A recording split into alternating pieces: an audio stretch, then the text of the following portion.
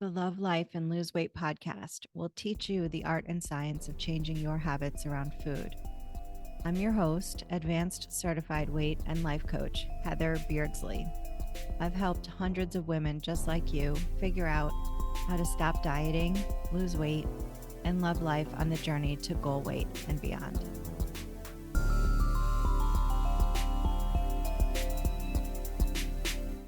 Hey, welcome to episode 37.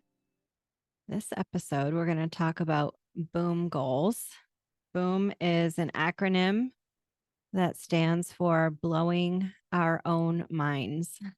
I wanted to share this with you. This is something that we do on the team at No BS Weight Loss membership.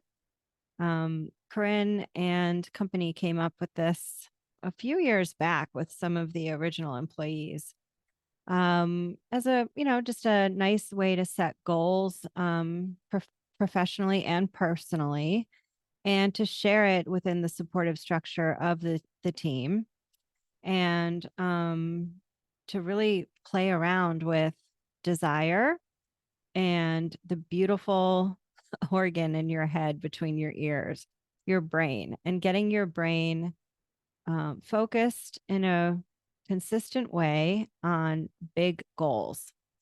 So I'm going to tell you how to set BOOM goals, and I'm going to give you homework should you choose to do it. It's going to be to set your own BOOM goals. I'm also going to share with you what some of mine have been since I started with the team in 2020 and what the tail end of mine are at this point.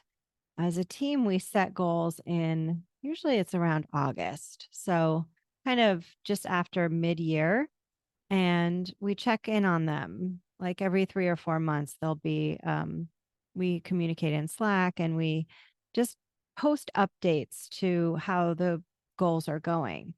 One caveat before I start talking about goals is I've noticed in my coaching experience that so many of my clients have a shitty relationship to setting goals.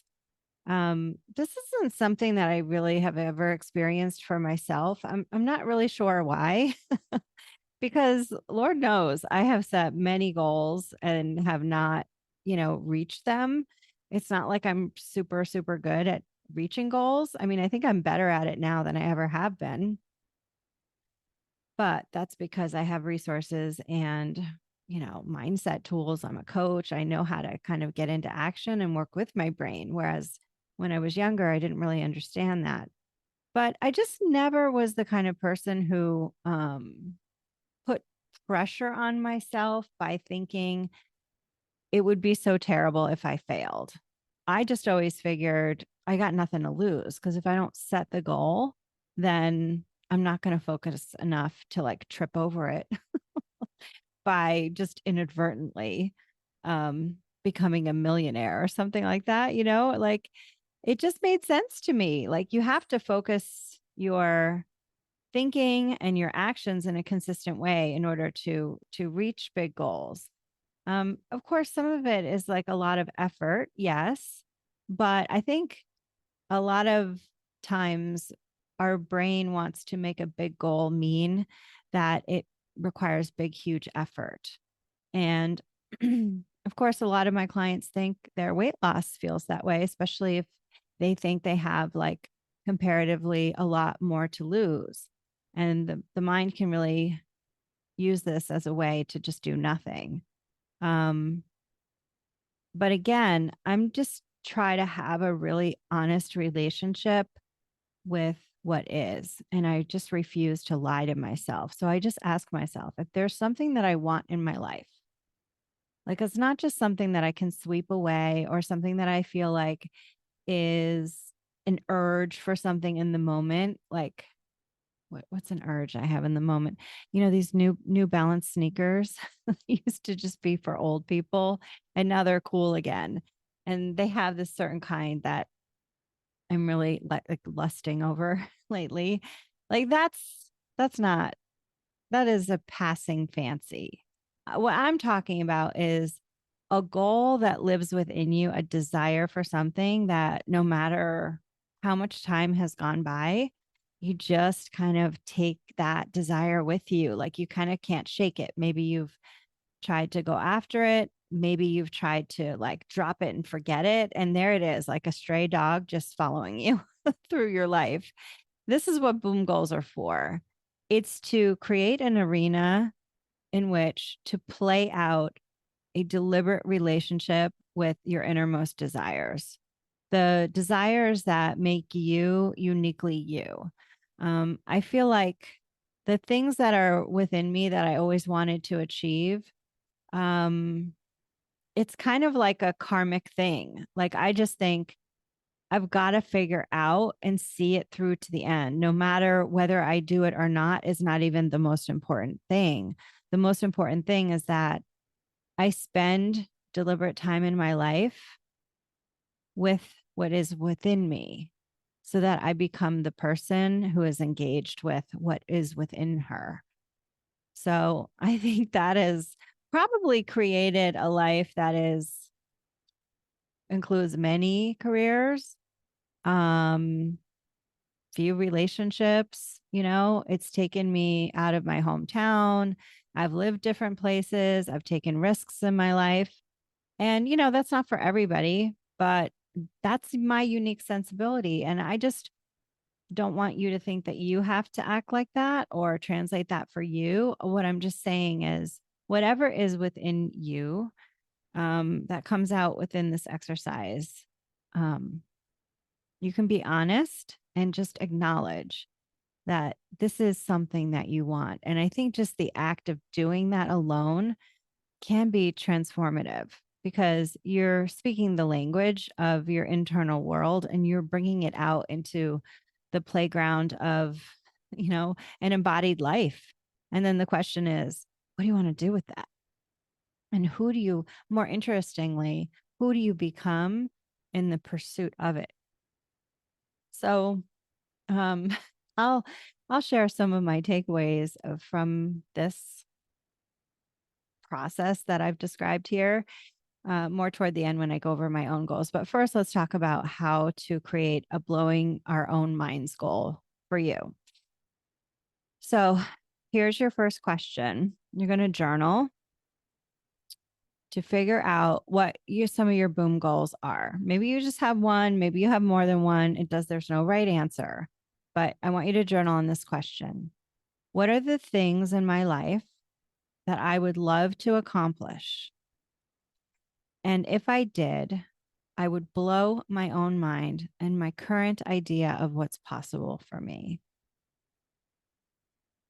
So I'm going to read that again. What are the things in my life, thing or things, that I would love to accomplish? And if I did, I would blow my own mind and my current idea of what's possible for me. So it sort of change like how you see yourself if you accomplished this goal. Whatever you spend time with, like sort of figuring out for yourself, it should feel big and it should feel improbable, but not impossible. Okay. Whatever you write down should feel improbable, but not impossible. Okay. So spend some time on this, come up with your list of boom goals. And then after exploring them, I want you to list them in order of their importance to you. So just order them. Like, what's the most important one? And, don't hesitate to make the most, say, involved one or the one that you believe in the least. Don't hesitate to make that first. Just let your desire lead you. Don't get into the mechanics of, oh, how can I put that first? It's never going to happen. No, just let your desire lead the way and order them.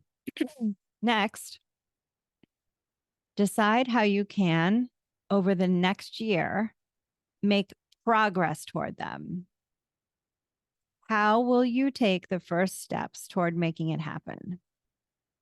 So we've gone from identifying what the goal is to figuring out what is the first step just to move toward making it happen. What would I have to do or not do?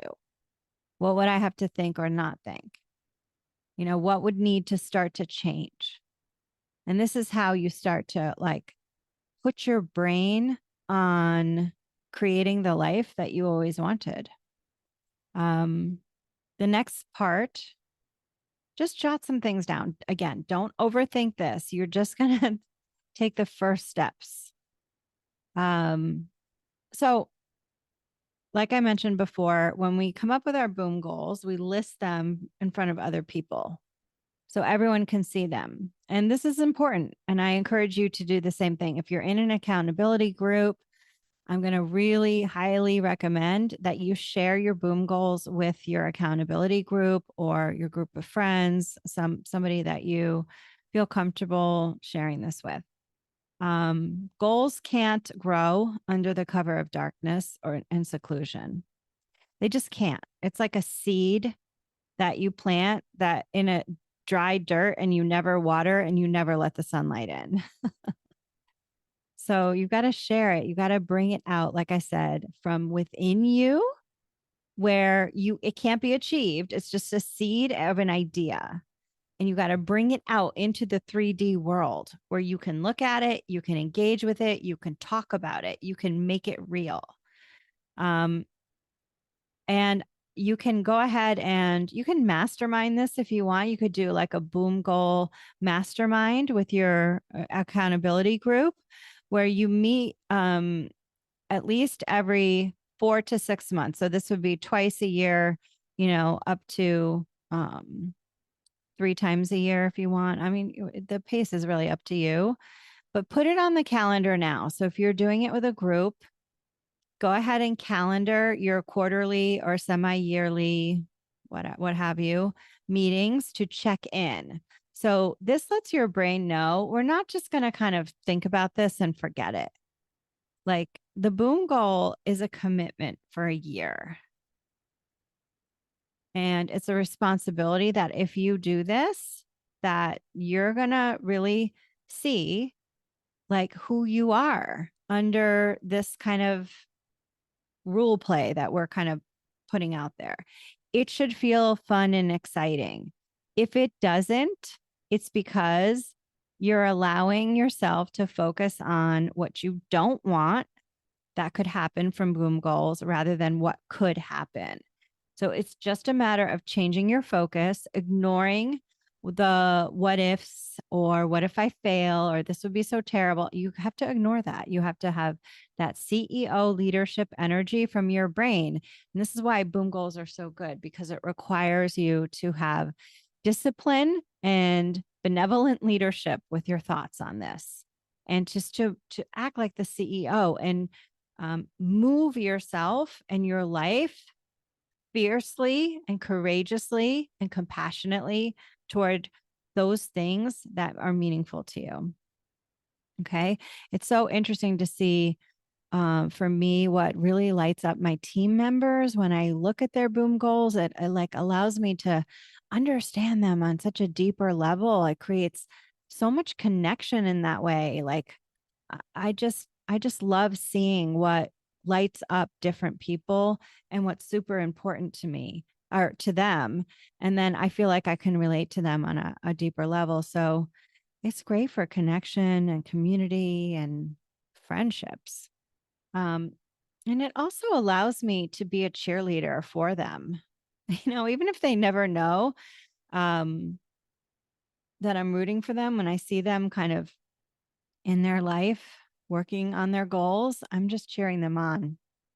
And it's great to be a cheerleader because when you cheer for other people, you learn how to be a better cheerleader for yourself. Okay. So again, your boom goal, the only criteria is that it has to be something big. It can be ridiculously big and you could feel like you probably won't ever achieve it. But it's important to do it anyway or say it anyway because you know that you'll get farther along in your life toward that goal than if you did nothing. Okay. So it can be hard but it has to be possible. And there's no right or wrong. Like you can have as many as you want. Some people do one, some people do 10.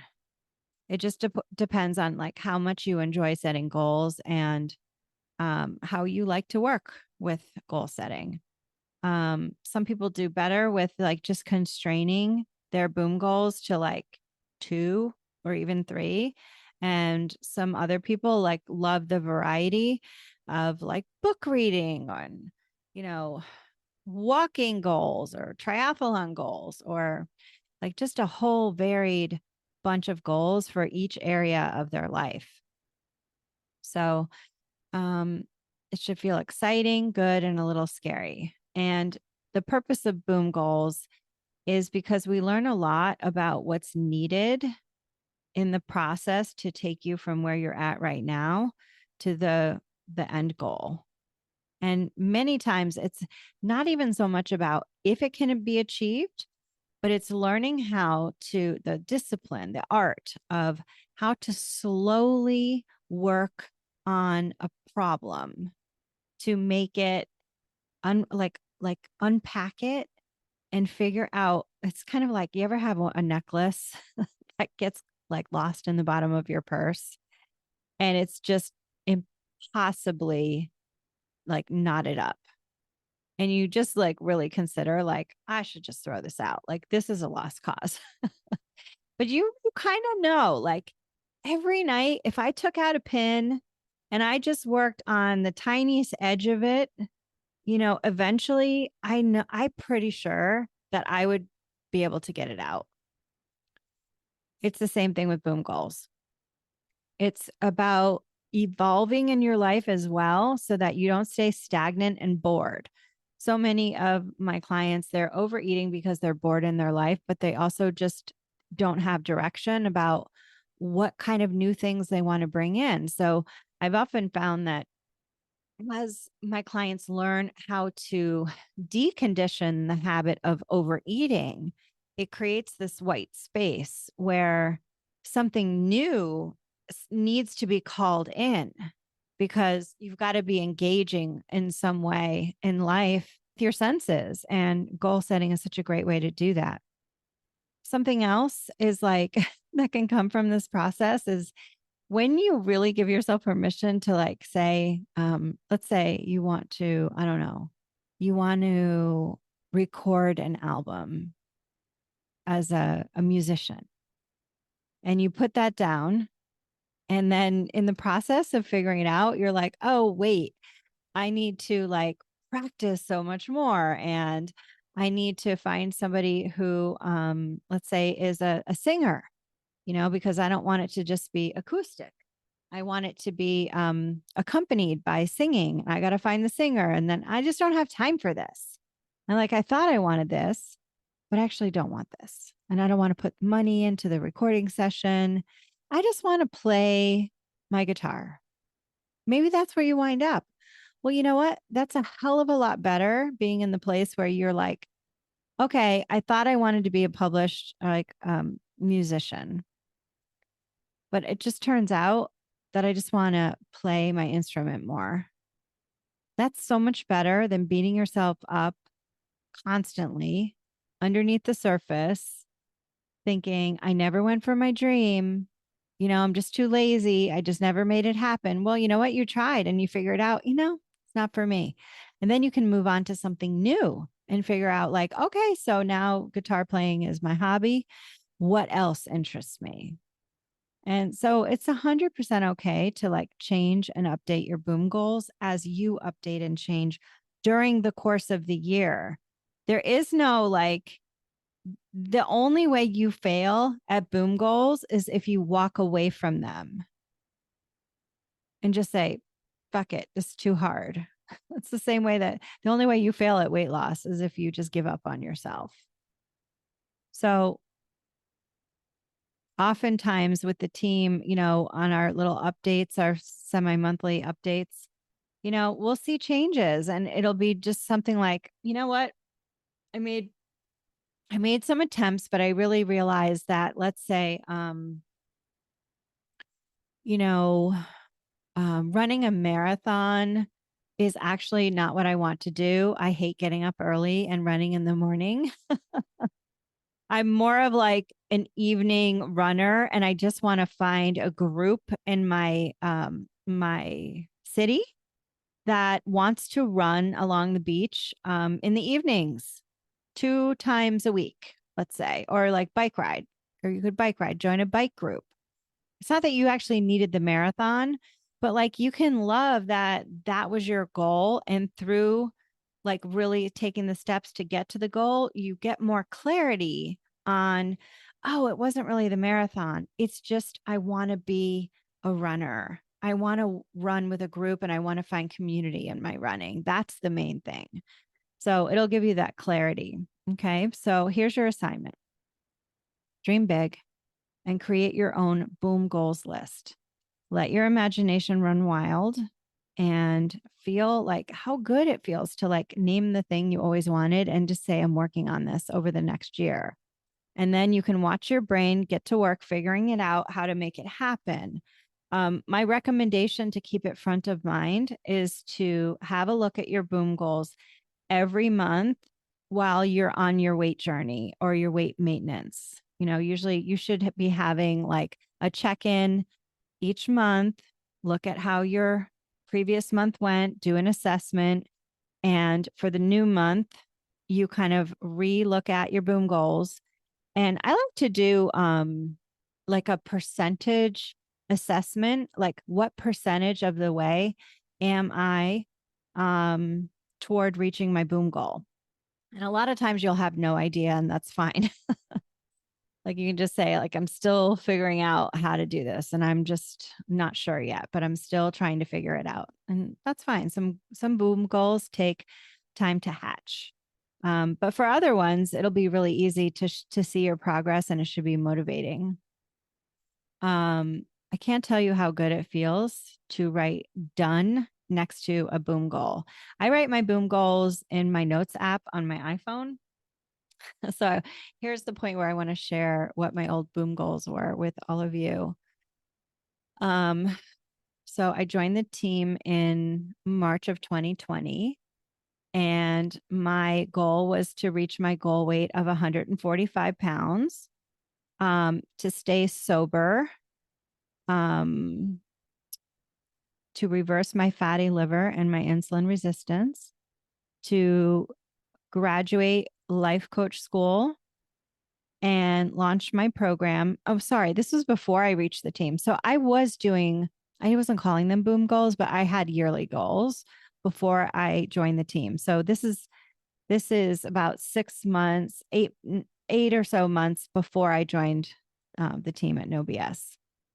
So when I worked on my new goals in 2021, I was looking at the previous ones that I had set. So that's what I've been talking about here. So goal weight, stay sober, reverse fatty liver and insulin resistance, graduate life coach school, launch my program, my private program for weight loss, and to get hired as the full-time coach with No BS. So maybe not all of these seemed like impossible, or I wasn't sure how I would do them. I wouldn't say that they all met that criteria. And with the exception of reaching my goal weight, I've met all of those, which is amazing, right? I'm still not down to my goal weight of 145, but I'm still working on it, and that's okay. The thing with boom goals is keep the goal and just extend the time if you haven't figured out how to get there within the time period, but never throw the goal out because you haven't got it. If it still feels relevant to you in your life, you keep the goal and you adjust the time. Okay. So here's my new goals from when I was hired about 8 months later. It was to pay off my mortgage by April of 2027. I wanted to average 35,000 steps a week, 88% of the time. I wanted to hold a handstand for 20 seconds. And I wanted my 16-year-old at the time to graduate from high school.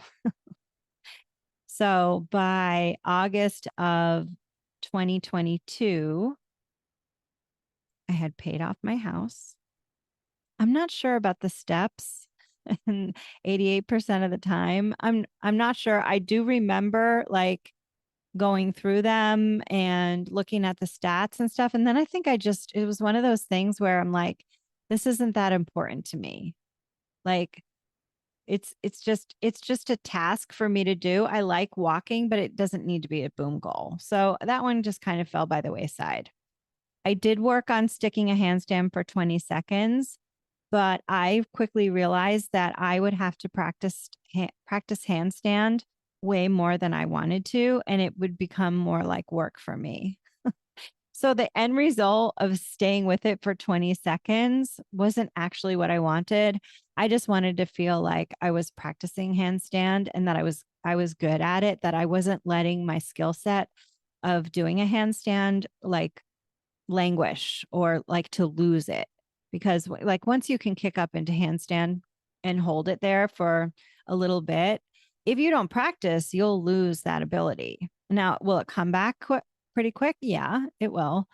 But again, this is one of those where I was like, oh, it's not really important to me. Like, I like who I am, whether I can stick a handstand for 2 seconds or 20 seconds. Like, that's not really where I'm at. And so you see how, like, setting boom goals, it brings these ideas that you have about who you want to be, like, and gives them a seat at the table.